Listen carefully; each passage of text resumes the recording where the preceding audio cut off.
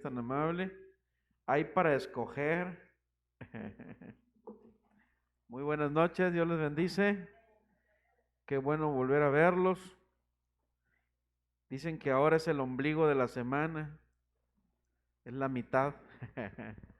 Gracias a Dios, pues han disminuido los contagios de COVID acá en Sonora, en Navojoa, y pues hay que seguir orando, ¿verdad? Para que pues la gente no se desboque como niños espirituales, ¿verdad? Entonces vamos a seguir orando para que esto se mantenga y podamos congregarnos con libertad. Saludos a todas las familias que están conectadas ahorita por Facebook Live. Dios les bendice.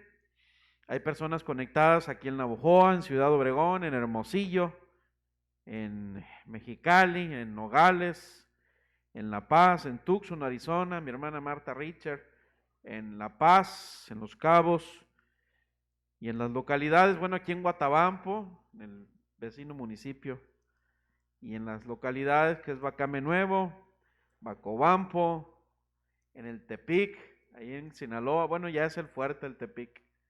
Muy bien, bendiciones a todos ustedes hasta sus hogares y bienvenidos los que estamos aquí presentes. Ya todos somos de casa. Hemos estado estudiando los miércoles, hoy es la parte número 6. Estamos viendo la serie de cómo debe de vivir un cristiano en los últimos días. ¿Por qué este tema? Pues porque estamos ya en los últimos días. Estamos ya en los postreros días y de los postreros días, según la palabra y sus señales, estos son los últimos días o el comienzo de los últimos días. Entonces, para que el Señor no nos agarre, decimos en el barrio, mal parados, para que el Señor no nos agarre fuera de base, pues necesitamos, a la luz de la palabra, descubrir cómo debemos de estar viviendo, cómo debemos de estar comportándonos los hijos de Dios. Amén, amén.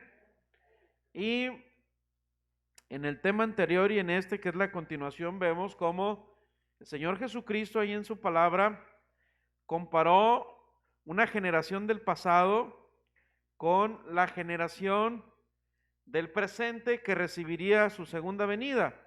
Por eso es muy importante conocer, estudiar cómo fueron aquellos días. Jesús dejó por escrito señales en el cielo, señales en la naturaleza y estamos viviendo tiempos donde o las estaciones del año están muy disparadas o están muy disparejas. Estamos viviendo tiempos en las cuestiones de la naturaleza muy desordenadamente. Y ahí en Mateo 24 dice más como en los días de Noé así será la venida del Hijo del Hombre. Porque en los días antes del diluvio estaban comiendo, bebiendo, casándose, dando en casamiento, hasta el día en que Noé entró en el arca. Y luego dice 39, y no entendieron. ¿Cómo? No entendieron hasta que vino el diluvio, se los llevó a todos. Así será también la venida del Hijo del Hombre. Hay una canción infantil, vino la lluvia y se los llevó. ¿Verdad que sí? Me acordé del kinder, ni modo, me reflejé. Que era la Wisi Wisi araña, ¿verdad? Entonces, mientras Noé construía el arca, dice aquí, les anunciaba arrepentimiento a la gente, pero la gente no entendía. Pero bueno, por lo menos Noé hizo entrar en razón a su familia. Así es que usted por lo menos dedíquese a su familia, hágalos entrar en razón, porque en el arca nada más entró Noé y su familia, y no porque así quisiera Dios ni Noé, sino que hubo oportunidad para todos, pero la gente no tenía entendimiento de esto. Entonces, ¿qué fue lo que no entendió aquella generación? ¿Qué es lo que no está entendiendo esta generación de estos días? Que la vida no solo consiste en nacer, crecer, reproducirse y morir. Así lo dice la biología. ¿sí? La ciencia de la biología dice que todo ser vivo nace, crece, se desarrolla o se multiplica y muere. Entonces, esa es la vida natural. Pero la vida en Cristo no es solo nacer, no es solo crecer, reproducirse y morir. No, la Biblia dice que no solo de pan vive el hombre, que la vida no consiste en trabajar o estudiar y tener una carrera y trabajar mucho para hacer dinero. Son cosas necesarias, pero son cosas secundarias. Todos, dice la Biblia, debemos de desempeñar un trabajo, porque el que no trabaje, que no coma. Aunque en esta pandemia, mira, comimos sin trabajar. Gracias a Dios, pero no fue culpa nuestra. Nos quemábamos por salir, ¿verdad? Entonces, no, todos tenemos que trabajar, que luchar por nuestra familia, que esforzarnos, pero debemos de tener en cuenta la palabra donde dice que primero tenemos que poner a Dios como prioridad. Y lo demás, dice Mateo 6, vendrá por añadidura. ¿Qué es una añadidura? Una consecuencia, un fruto. Cuando usted y yo ordenamos nuestras prioridades, hay frutos, hay consecuencias. Joel. Entonces, tenemos que entender que Dios debe ser nuestra prioridad número 1. ¿Qué es una prioridad? Es algo importante en tu vida. Entonces las prioridades, para que funcionen, tienen que ir de la más necesaria y de la más importante a la menos necesaria y a la menos importante. ¿Estamos de acuerdo? Entonces, la Biblia enseña, es más, el mandamiento más grande es ¿cuál? Amar a Dios sobre todas las cosas. ¿Estamos aquí? Entonces, hasta que no entendamos esto, de poner a Dios en primer lugar, por encima de nuestro trabajo, por encima de nuestro matrimonio, por encima de nuestra familia, por encima de nuestra vida misma, hasta entonces vendrán bendiciones espirituales, sí, principalmente, pero también materiales, físicas, económicas. Dios nos llamó a ser gente exitosa. El Señor Jesús fue un hombre exitoso. ¿Sabía usted eso? Fue un hombre exitoso. Dice, no, es que él era pobre, pastor. A ver, muéstrame. Es que en la Biblia dice que no tenía dónde recostar su cabeza. Bueno, porque él renunció a su hogar para andar errante. Iba y venía y donde caía la noche ahí dormía y a veces no había más donde recostar la cabeza, pero él tenía su administrador. Judas administraba sus finanzas, alimentó a mucha gente. Una vez le dijo a Pedro, ve y saca un pez y en la boca del pez hay una moneda, paga tus impuestos y los míos. Cuando murió en la cruz, los soldados se rifaron la túnica, el manto, porque era tela muy fina.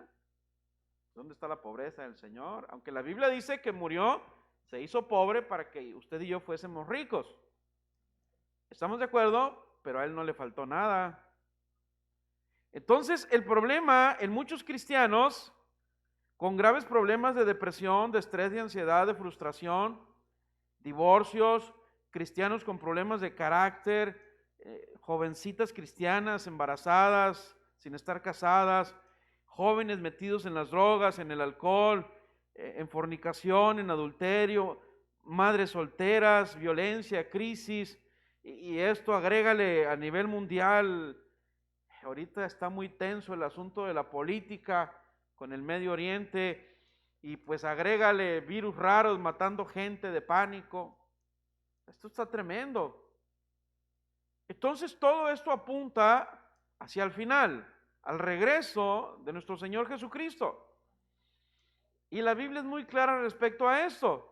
Si tú lees, por ejemplo, Apocalipsis capítulo 15, 16, te das cuenta de que va a haber acontecimientos antes de la segunda venida del Señor. Esto te lo comento porque hay gente que hoy en día se atreve a decir que Dios, que Jesús ya está en carne aquí en la tierra. Eso no es bíblico. Eso es una herejía. Eso no es bíblico, es algo que está fuera de lo que la palabra está hablando. Por ejemplo, en Apocalipsis 16, por ahí del versículo 10 en adelante, dice que habrá una guerra, la famosa guerra del Armagedón, antes de la venida del Señor, poco después el Señor vendrá. Entonces hay muchas cosas, muchas señales que no se han cumplido aún, como para decir, el Señor ya está aquí en la tierra. Ahora, si Él ya estuviera en la tierra, ¿qué razón habría de ocultarse ante los ojos de la humanidad? Cuando la Biblia dice en Apocalipsis que todo ojo le verá descender sobre una nube. Entonces tenemos que estar firmes en esto, familia. Todo esto sucederá antes de la venida del Señor. Pero déjame decirte algo, que ya no queda mucho tiempo. Le diría yo a los jóvenes que están ahorita conectados y los que están aquí presentes, entrégate al Señor. No pienses, ya cuando esté viejo entonces me voy a meter con Dios. No, yo creo que no habrá tanto tiempo para eso. Entonces necesitamos hoy entender que la vida es muy corta para desperdiciarla. Ahorita estamos, mañana quién sabe. Solo tenemos una vida para vivirla y tenemos que decidir aquí cómo vivirla. Y depende de las decisiones que tomemos de cómo vivir la vida, será también la decisión de cómo será nuestra condición eterna. Todos somos eternos, ¿sí sabía usted eso? Buenos y malos somos eternos, pero hay vida eterna y hay muerte eterna. Y en vida elegimos. Génesis 6:1. Aconteció que cuando comenzaron los hombres a multiplicarse sobre la faz de la tierra, les nacieron hijas. Y aquí comenzó el asunto. En aquellos tiempos hubo una multiplicación tremenda de la población. Según los historiadores bíblicos, se calcula que en la época de Cristo, hace 2021 años, la población en el planeta era de solo 1 millón de habitantes, en las épocas de Cristo. Hasta 1860, dice, alcanzamos los 2 millones de habitantes. 1860 a 1960 éramos casi 4,000 millones de personas. De 1960 a los 90 subió a casi 6,000 millones de personas y la cifra actual anda alrededor de los 7-8 millones, 7-8 mil millones de habitantes en el planeta. Entonces, eso me habla de una multiplicación desaforada. Hay países que no hayan cómo controlar la natalidad. Por ejemplo, en China está el nacimiento de las niñas, está casi penado.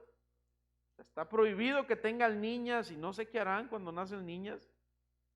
A los matrimonios les estaban dando hace años la oportunidad de tener solamente un hijo en China. Imagínate, acá en México. Entonces, estamos viendo que esta generación se parece mucho a aquella generación antes del diluvio. Entonces, nada es casualidad. Génesis 6:2, vamos a seguir leyendo. Viendo los hijos de Dios, otra Biblia dice los ángeles, que las hijas de los hombres eran hermosas. ¿Cuántos dicen amén? Despertaron y tomaron para sí mujeres, escogiendo entre todas. Y dijo Jehová: no contenderá mi espíritu con el hombre para siempre, porque ciertamente él es carne, mas serán sus días 120 años. 4. Había gigantes en la tierra en aquellos días. Y también después que se llegaron los hijos de Dios, otra Biblia dice ángeles, a las hijas de los hombres y les engendraron hijos. Y estos fueron los valientes que desde la antigüedad fueron varones de renombre. Entonces, literalmente, hubo ángeles del cielo que cayeron en tentación y tuvieron hijos con las mujeres aquí en la tierra.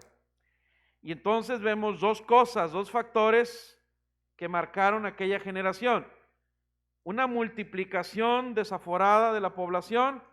Y número 2, intervención de ángeles caídos tratando de pervertir o alterar la genética humana. Tan, tan, tan, tan.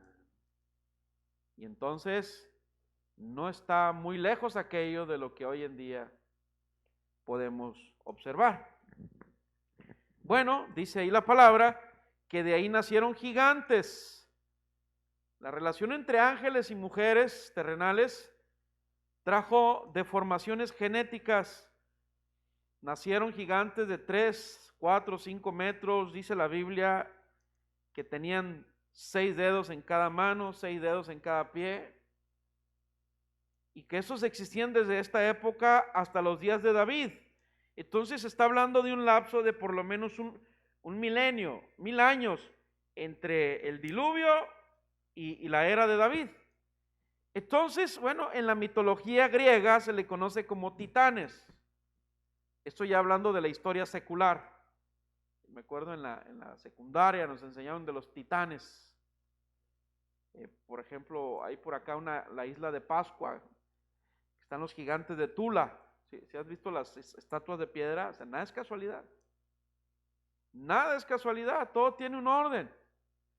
Por ejemplo, hasta ahorita nadie se explica el rollo de las pirámides en Egipto, como bloques de roca de 5 toneladas cortados geométricamente que ensamblen con precisión, que después de más de 4000 años la erosión, el desgaste del clima es muy mínimo el daño que les ha hecho. Y si nos venimos acá a América, pues están las pirámides aquí en México, la famosa Machu Picchu en Perú, las pirámides de Teotihuacán.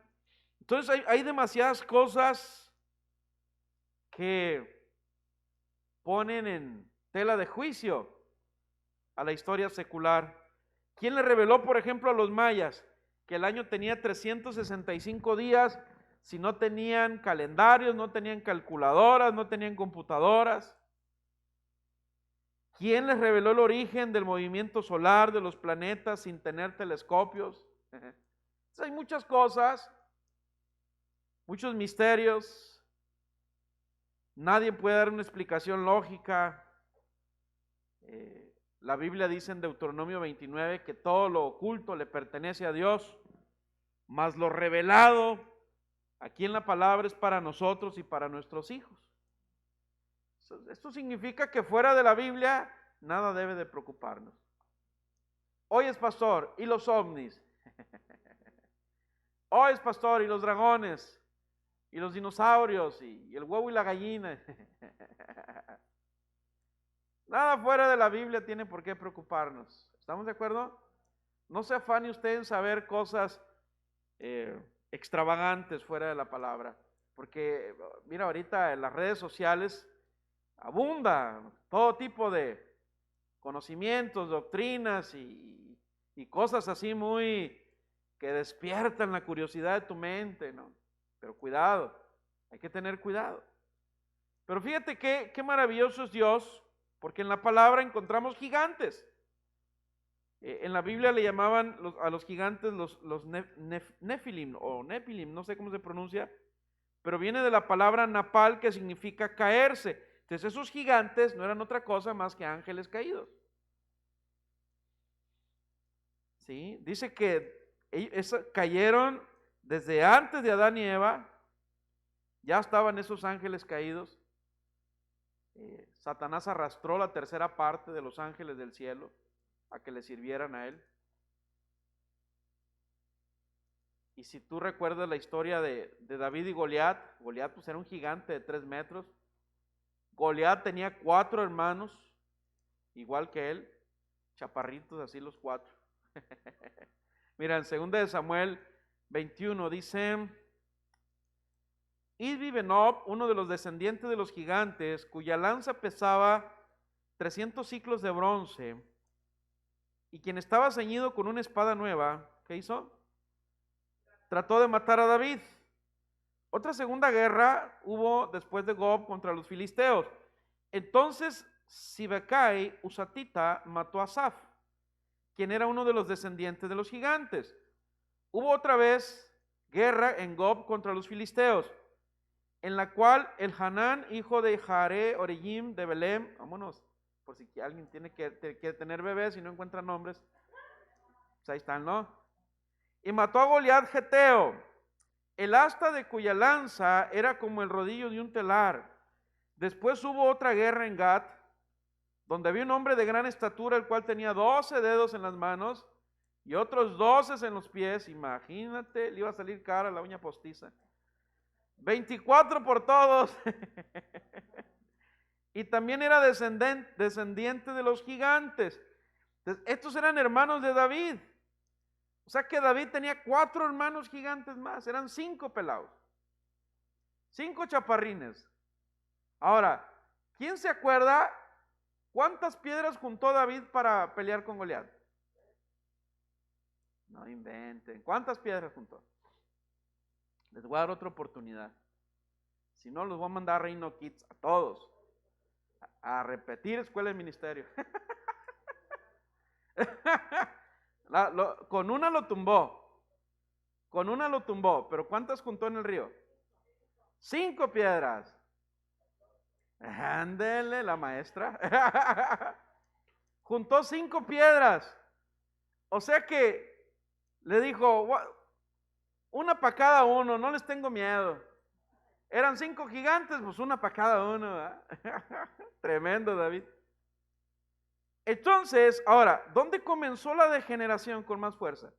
En Judas capítulo 1 hace una remembranza, dice, y a los ángeles que no guardaron su dignidad, wow, qué tremendo esto, sino que abandonaron su propia morada, los ha guardado bajo oscuridad en prisiones eternas para el juicio del gran día. Wow, los ángeles tienen dignidad. Esto porque mucha gente piensa que los ángeles son así monótonos y sí, en todo sí le dicen a Dios. No, ellos también tienen libre albedrío. Tienen libre albedrío, capacidad, libertad para decidir. Y dice que no guardaron su dignidad. Ahora, ¿cuál fue el pecado de estos ángeles? Sigue diciendo el verso 7. Ajá. Las cuales de la misma manera que aquellos, habiendo fornicado e ido en pos de vicios contra naturaleza, fueron puestas, por ejemplo, sufriendo el castigo del fuego eterno. Ahí nació el homosexualismo, el lesbianismo, las drogas, todo lo que es contra naturaleza. Fueron esos ángeles caídos que sembraron en la humanidad esa perversión. Dice, fueron en pos de vicios contra naturaleza. Entonces, en esos tiempos, estos ángeles cayeron, bajaron a la tierra, tuvieron relaciones contra naturaleza y Dios los destinó a castigo. ¿Por qué? Porque Dios diseñó todo lo que se trate en cuestión de relación entre humanos, el matrimonio, por ejemplo, entre hombre y mujer, no entre personas del mismo sexo, eso es contra naturaleza. Pero detrás de todo esto, fíjate bien, hay un propósito satánico. Detrás de toda esta historia y de toda esta remembranza, hay un propósito satánico de atacar a la mujer específicamente. Mira, Génesis 3:15, después de que Dios llamó a cuenta a Adán, llamó a cuentas a Eva, también llamó a cuenta a la serpiente. Y a la serpiente le dijo, voy a poner enemistad entre ti y la mujer, entre tu simiente y la simiente suya. Hablar de simiente es hablar de descendencia, de hijos. Dice, esta te herirá en la cabeza y tú le herirás en el calcañar. Dios le está diciendo a la serpiente, a Satanás, que de la mujer iba a nacer el Salvador, el Mesías. Un instrumento para dar luz a las naciones, que de Eva iba a descender el Salvador del mundo, que le aplastaría la cabeza a la serpiente, que es Satanás. Y le dijo, la descendencia de Eva te va a aplastar la cabeza, y cuando mucho tú le vas a herir el calcañar. ¿Cuál es el calcañar? El talón. O la parte del tobillo, es la parte del talón. Entonces, ojo con esto, por esa promesa que Dios hizo, desde aquellos tiempos, la mujer ha sido muy atacada, muy denigrada, maltratada, ultrajada, usada solo como un objeto sin valor. Es el diablo tratando de lastimar a la mujer de la cual iba a nacer el Salvador. Entonces, cuando Cristo descendió del cielo y entonces vino a restaurar el verdadero sentido del Evangelio de Dios, ¿qué nos mandó a los esposos? Ama a tu esposa como a vaso más frágil. Trátala como vaso más frágil. Ámala como yo te amé a ti, dice el Señor Jesús. Para que tus oraciones no tengan estorbo. Es decir, Jesús vino a restaurar el valor de la mujer, la dignidad de la mujer, que por muchos años había sido pisoteada incluso por la religión. Hasta la fecha hay países en Oriente donde la mujer tiene que traer su rostro cubierto, nada más los ojos. Ahí anda como momia de negro, toda entrapajada. No tienen derecho a voto, no tienen derecho a opinión. Todavía hay muchos países y algunas áreas allá en Israel donde todavía la mujer es muy denigrada. Entonces, cuando el hombre cristiano, ¿hay hombres cristianos aquí? Cuando el esposo cristiano entienda que su bendición va a depender del buen trato que le dé a su esposa, la va a tratar mejor y la va a valorar.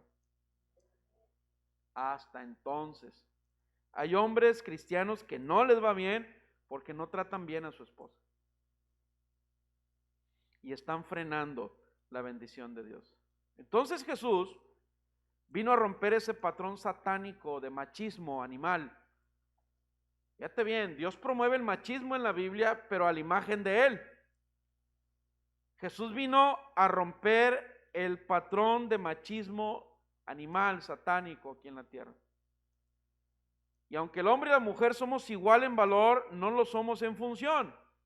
Dios puso al hombre como cabeza, como líder, y hay del hogar donde el hombre no sea el líder, donde sea la mujer la que toma las decisiones, donde es la mujer la que decide qué va a hacer. Hola. Eso no es el plan de Dios. El plan de Dios para poder bendecir una familia, un matrimonio, es que el hombre lidere. No porque es más que la mujer, sino es cuestión de roles y funciones. Hola. La mujer que no entienda esto, se las va a ver negras. Se la va a pasar estresada, dolorida, triste, cabizbaja y meditabunda, frustrada. Siempre va a estar enojada. Tiene que entender que Dios diseñó al hombre como cabeza. Aunque se equivoque el hombre, él le va a dar cuentas a Dios, pero el trabajo de la esposa es honrar lo que Dios ha puesto en el hombre. Ahí viene una de matrimonios, no se desesperen. Sigan orando. Entonces, en esta profecía de Génesis 3, Satanás supo que de la semilla, de la descendencia de Eva, vendría el Salvador. ¿Y qué quiso hacer? Introducir una raza híbrida, ordenándole a sus demonios, ángeles caídos, a alterar la genética humana. Si alguien sabe de genética es el diablo, y él siempre ha querido interferir en ella. No sé si te ha tocado ver alguna vez a una persona endemoniada, ¿no? ¿Nomás en las películas? ¿Sí? No, hombre, se pone sabroso el asunto. Pero bueno, por ejemplo, en la Biblia habla del endemoniado Gadareno. ¿Sí le han escuchado la historia? Que vivía entre tumbas, ahí andaba bichi, le ponían cadenas y las rompía, no lo podían someter. Tenía una fuerza descomunal, su voz no era normal. Bueno, eso pasa con un endemoniado. Trae una fuerza sobrehumana, su voz no es natural, su aspecto, sus ojos no son naturales. Entonces, un demonio puede alterar la biología, la genética, la mentalidad. el área sentimental, emocional de una persona. Descomponen y alteran la personalidad, el carácter. Entonces el enemigo tiene el poder de controlar a la gente a través de posesiones satánicas. Ahora, voy a hacer un énfasis aquí, un poquito fuera del tema, pero como toqué el punto, hay muchas iglesias que si tú llegas con gripa te dicen, te voy a echar fuera el demonio, te voy a liberar.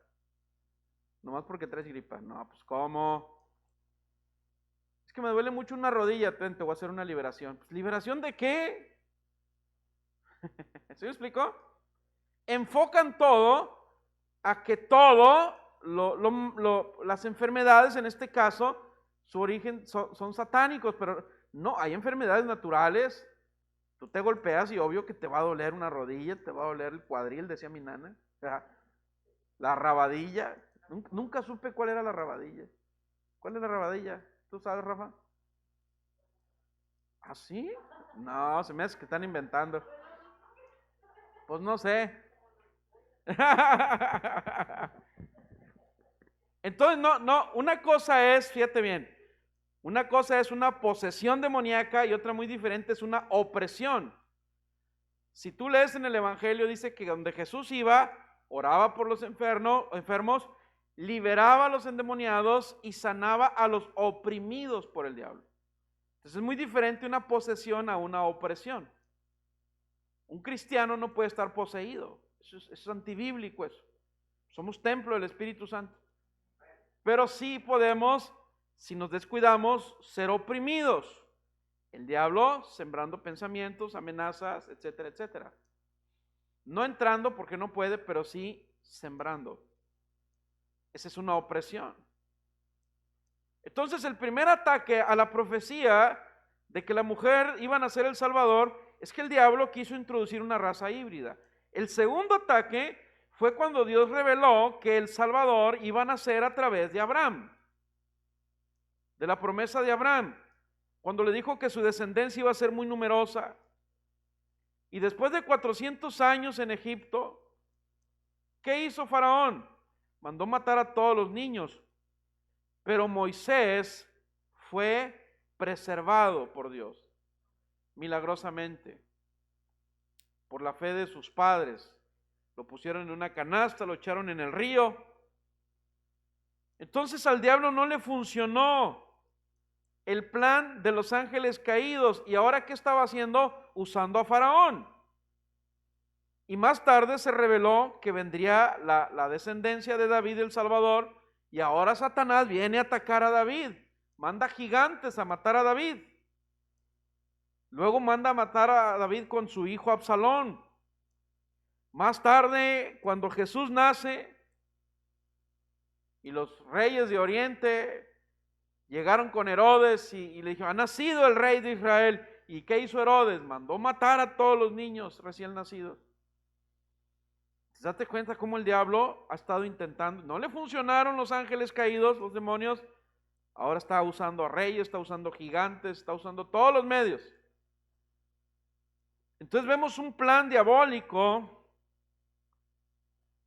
vemos un plan tremendo, el diablo tratando de impedir el nacimiento de Jesús. Y una vez nacido, tratando de matarlo. Hay una visión en Apocalipsis 12. Dice, la mujer estaba embarazada y gritaba de dolor. ¿Por qué? Porque iba a dar a luz. No iba a pagar el recibo de la luz. No gritaba por eso. ¿Sí? Iba a dar a luz. Luego apareció otra señal en el cielo. Un dragón rojo con 7 cabezas, 10 cuernos y una corona en cada cabeza. Ahorita no vamos a profundizar en esto. Y luego dice, con su cola arrastró la tercera parte de las estrellas del cielo y las arrojó a la tierra. El dragón se detuvo, ¿dónde? Delante de la mujer que iba a dar a luz, para que devorase a su hijo tan pronto naciera. 5. La mujer tuvo un hijo varón, que gobernará todas las naciones con vara de hierro, pero su hijo fue llevado ante el trono de Dios. ¡Wow! ¿Quién era la mujer encinta?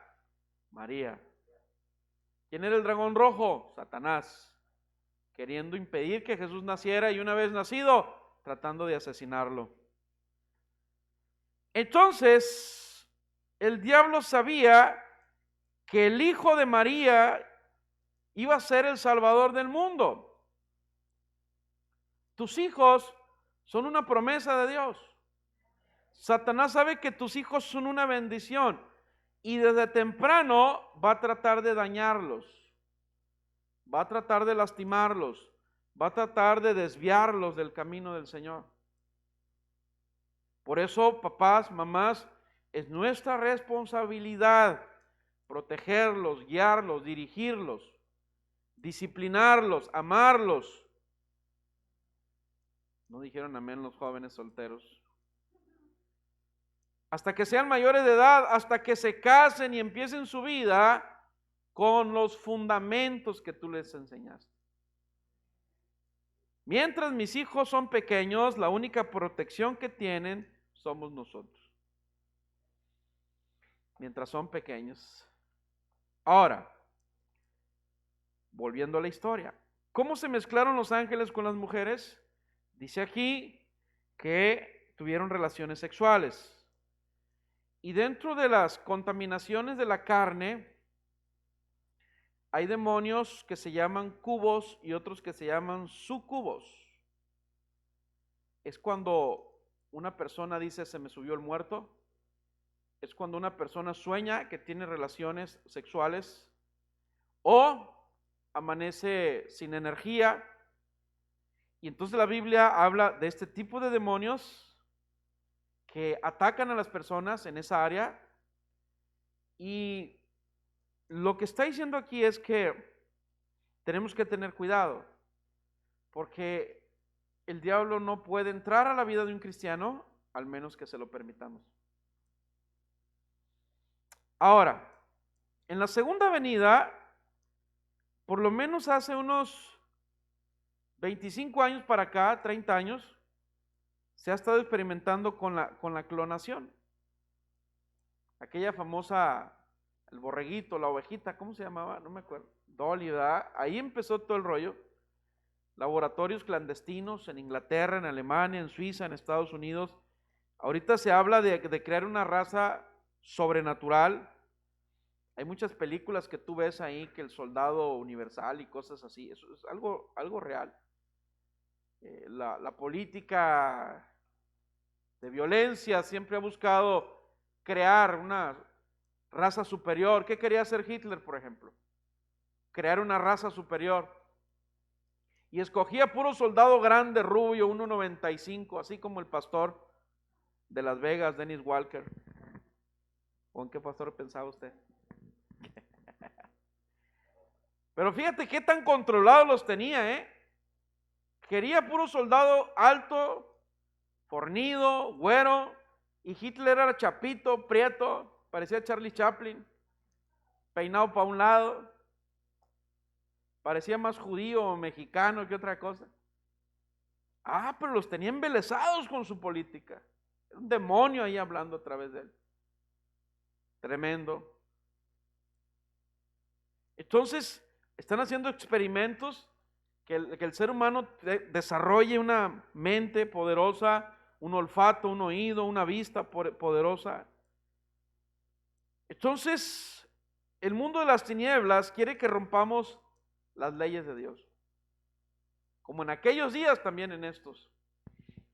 Quiere que se rompan las leyes de Dios, que la humanidad piense o crea que no necesita a Dios. Estuve, antes de ser cristiano, unos 6, 7 años en una escuela esotérica, una iglesia gnóstica. Y ahí te decían que tú podías llegar a ser igual a Dios, que tú eras un Dios. No, pues imagínate. Es una doctrina equivocada. Entonces, la Biblia nos enseña lo que está bien y lo que está mal. Y todo lo que está fuera de la palabra trae juicio. Fíjate, nada más hasta aquí en lo que leímos hay por lo menos 10 señales. La multiplicación de la natalidad de la humanidad. Ahora, la paciencia de Dios llegó al extremo. Dios envió mensajeros para advertirle a aquella generación. Primero mandó a Enoc, luego mandó a Noé. El Espíritu Santo intervino para detener esa raza. Nada más 8 se salvaron en el arca. Noé y su familia. Enoc fue arrebatado vivo, no murió. Vemos también la perversión de la genética humana. Luego vino el diluvio. Y la otra señal fue que nada más Noé y su familia se salvaron. Entonces, si comparamos aquello con lo que estamos viendo hoy en día, no está muy diferente el asunto. Aquí lo importante es, familia, que como iglesia no caigamos en ese tipo de juegos. Un hermano cristiano me mandó un video donde decían que la vacuna del COVID era la marca de la bestia. Y yo le dije, bueno, dame el nombre del que está hablando en el video y mándame el video completo. No, es que nada más esto me mandaron. Bueno, te voy a encargar, y no es crítica, es un cuidado, porque es en un grupo de la familia, un grupo grande. Para no hacer proselitismo o para no hacer especulación religiosa. O sea, no basta una porción de un video para...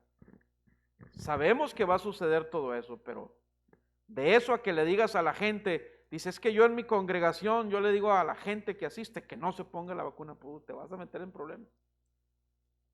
Te puedes meter en problemas, no te corresponde a ti, no es el tiempo. Entonces tenemos al Espíritu Santo, que Él es el que nos enseña la verdad delante de todas las cosas. Amén, amén. Lucas 21:34. Mirad también por vosotros mismos que vuestros corazones no se carguen de glotonería, de embriaguez, de los afanes de esta vida, y venga de repente sobre vosotros aquel día, porque como un lazo vendrá sobre todos los que habitan sobre la faz de toda la tierra. 36. Velad pues nada más los domingos, ora y los miércoles. Amén. En todo tiempo, está mal mi Biblia aquí. Velad pues en todo tiempo, que seáis tenidos por dignos de escapar de todas estas cosas que vendrán y de estar en pie delante del Hijo del Hombre. ¿Quiénes van a escapar de toda esta tribulación? Los que están velando, orando en todo tiempo. ¡Wow! Fíjate qué interesante. ¿Ya te das cuenta por qué casi nunca tenemos ganas de orar? Pues porque el diablo viene y te arrulla y dice, la rurru niño, duérmaseme ya, no le hagan ruido al niño. Es una lucha tremenda para orar, ¿sí o no? Porque el chamuco nos quiere tener dormidos, para que no estemos alerta cuando el Señor regrese. Pero dice que los que estén velando en todo tiempo, orando, van a ser dignos de escapar de todas estas cosas que vendrán. Dice, y de estar en pie delante del Hijo del Hombre. Wow, yo quiero estar ahí. No sé tú, pero yo no dejo de orar ni un minuto. No, así la canción, ¿verdad? Así va la canción. Amén. Entonces, esta es la actitud. Pase la alabanza, por favor. Esta es la actitud que debemos de tener ante las profecías, ante las señales que estamos viviendo. Ya no podemos estar con los ojos cerrados. Ya no, tenemos que estar alumbrando nuestro entendimiento con la palabra. Ten cuidado de especulaciones. Ten mucho cuidado. Aún Cristo no ha venido a la tierra, Él está aquí en espíritu. Él dijo, donde estén 2 o más reunidos en mi nombre, yo estaré ahí a través del Espíritu Santo. Pero cuando Él regrese, todo ojo le verá, aunque la Biblia dice que vendrá como ladrón en la noche, pero no se refiere al acto, sino a la hora, que nadie la sabe. Pero cuando llegue, todo ojo le verá. No hay ninguna razón bíblica para pensar que Cristo ya está en carne en la tierra y se está escondiendo. No hay ninguna razón bíblica. No hay ningún fundamento. Entonces, tenemos que estar velando, orando, velando, orando. Hay que tener cuidado con esto. Apocalipsis habla de los rollos que van a ser abiertos, que solamente Jesús se le dio la autoridad de quitar los sellos de esos rollos. Luego vamos a ver algo más profundo sobre eso. Pero no es un rollo físico, es un rollo que está en los cielos. Allá está reservado para estos días. Y Jesús se encargará de quitar esos sellos. Y sucederán muchas cosas.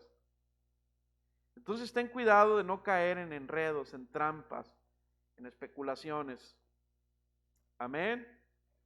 Hay muchas señales. El punto es nuestra actitud. ¿Cómo estamos viviendo en estos días? ¿Estoy distraído con los afanes? ¿Estoy distraído con una enfermedad? ¿Estoy distraído con tantas cosas? Tenemos que estar concentrados, tenemos que estar enfocados. Es importante el trabajo, es importante la escuela, es importante la familia, es importante el matrimonio, es importante las finanzas, pero nunca por encima de Dios. Esa es la prioridad número uno. Busca el reino primero. Pon a Dios en primer lugar. Otra señal está en Job 38, estoy terminando. Job 38, 22. Dios le preguntó a Job: ¿has visitado los depósitos de la nieve? ¿O has visto dónde se guarda el granizo? Y luego dice en el 23: los he reservado como armas para el tiempo de angustia, para el día de la batalla y de la guerra. ¿Qué le está diciendo Dios a Job? Que está guardando los bancos de nieve, los bancos de granizo para estos días. Acaba de pasar una helada terrible en el estado de Texas. En Texas, que es desierto. Toda la parte norte de Estados Unidos estaba congelada. Se están descongelando los bancos de nieve.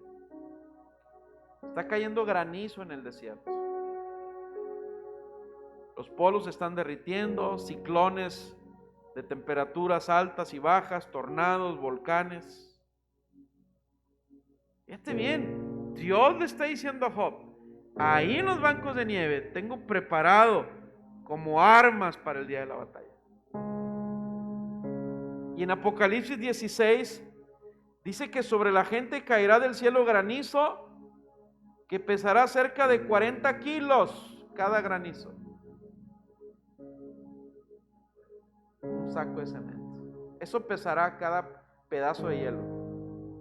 Dice: la gente maldijo a Dios por esa tremenda tormenta de granizo. Es una profecía.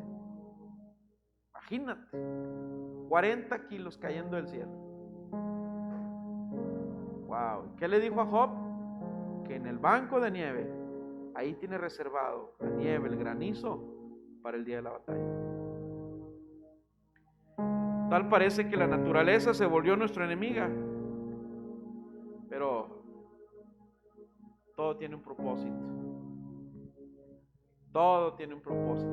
Ni Greenpeace entiende lo que está pasando. No lo entiende. Entonces tenemos un valor, familia, incalculable para Dios. Muchas cosas no han sucedido porque todavía la iglesia está orando, Dios está siendo paciente con la iglesia.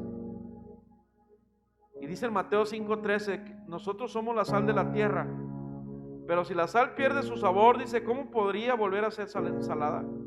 Ya no sirve para nada, sino para ser tirada y pisada por la gente. ¿Qué somos? ¿Cómo nos ve Dios?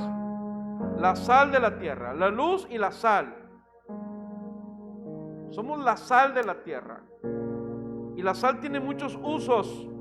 En aquellos tiempos no había refrigeradores. La sal era el mejor conservador que existía para los alimentos. A los soldados romanos le pagaban con sal. De ahí viene la palabra salario. Era muy valiosa la sal. Y sigue siendo muy valiosa en el hogar. La sal da sabor. Amén. Y si Dios dice que tú y yo somos la sal de la tierra, un cristiano, traemos la gracia del Señor. Y a donde llegamos le ponemos sabor a los. Aleluya. es conservador. Y si nosotros somos la sal de la tierra, nosotros conservamos la calma, conservamos la paz, conservamos nuestro matrimonio, nuestra familia, nuestro hogar, conservamos la fe, conservamos la santidad. Nada es casualidad. La sal también sirve para pulir metales, le devuelve el brillo al cobre, al hierro. Y si la Biblia dice que somos la sal de la tierra, entonces los cristianos le damos brillo al mundo, le damos brillo a la sociedad, y también pulimos el carácter unos con otros. Dicen que poniéndole sal a las velas, a la cera, duran más, no se derriten tan pronto. Y si nosotros somos la sal de la tierra, entonces nosotros mantenemos la luz de Jesús encendida, porque somos la sal de la tierra. Wow. Dicen que poniendo sal en las orillas de las paredes ahuyenta las plagas. Wow. Es un cristiano cuando ora, protege su hogar de toda plaga, las aleja de su casa. La sal elimina malos olores. Y si somos cristianos y somos la sal de la tierra, nosotros guiamos a otras personas al arrepentimiento, que se arrepientan de sus pecados. ¿Sabes por qué? Porque el pecado apesta. La sal mezclada con aceite es un ambientador natural. Si nosotros somos la sal de la tierra, entonces donde estamos contagiamos la dulzura y el gozo del Espíritu Santo. Amén. ¿Para qué más sirve la sal? Mucha gente lava la ropa nueva con agua y sal y la hierve, porque eso mantiene más firme el color de la ropa.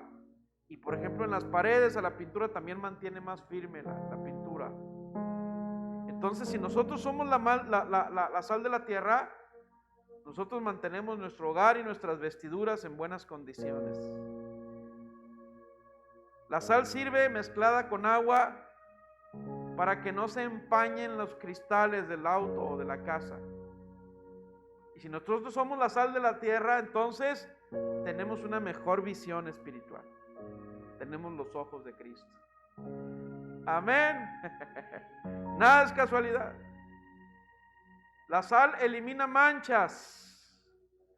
Cada día limpiamos nuestras vestiduras con la sangre de Cristo. La sal mezclada con agua hirviendo destapa las tuberías de los fregaderos, de los lavamanos.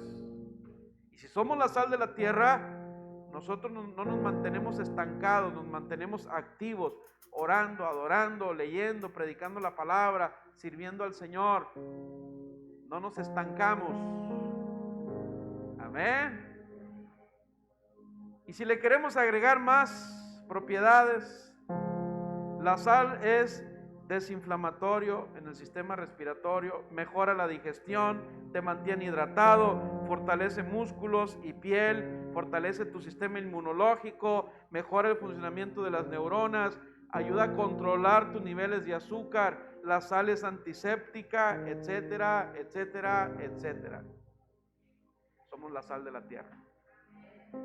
No permitas que el diablo te pisotee. No permitas que el diablo haga que pierdas tu sabor como sal, humillándote, pisoteándote, degradándote con el pecado. No caigas en lo que la mayoría cae hoy en día. Ponte de pie, por favor.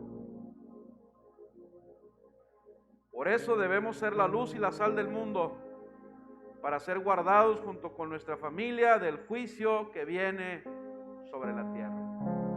Amén. Ore conmigo y dile: Señor, yo soy la luz y la sal de la tierra, porque tú estás en mí. Es tu luz en mí, es tu presencia en mí. Perdóname, Señor, si he estado cayendo en afanes, si el diablo me había robado la atención, mi valor, mi sabor. Perdóname, Señor, si he estado estancado, si he estado distraído, afanado por los múltiples quehaceres, ahora, Señor, recuerdo que tú eres lo más importante para mi vida.